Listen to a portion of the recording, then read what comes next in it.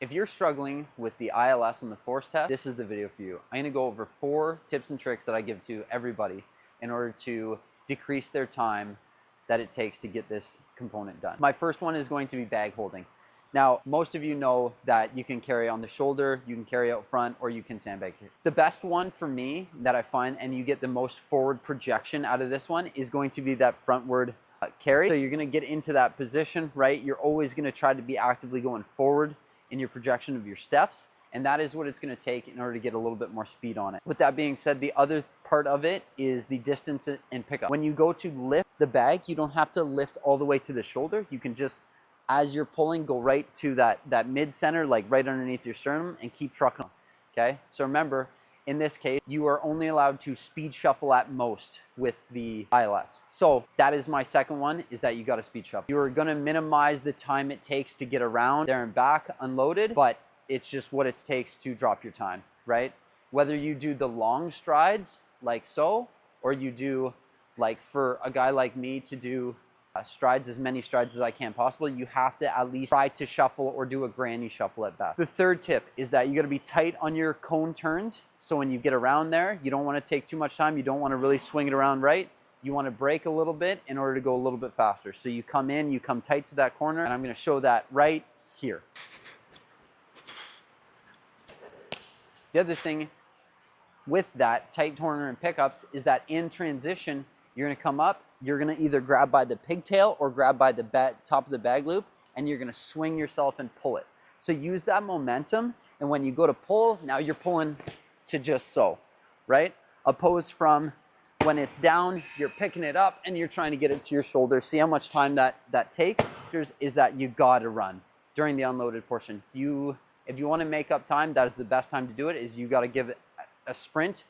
Just remember that the test has a limit of 5 minutes, 21 seconds, but you should be able to sustain a certain amount of effort within 3 minutes or so, right?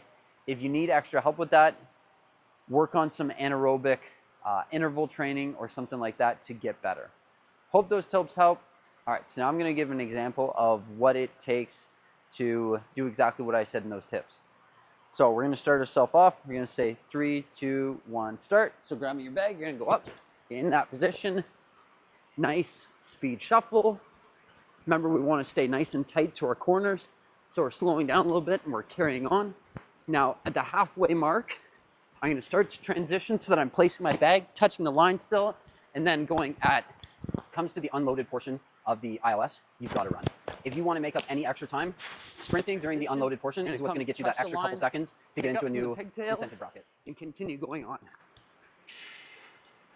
Right? Around the cone.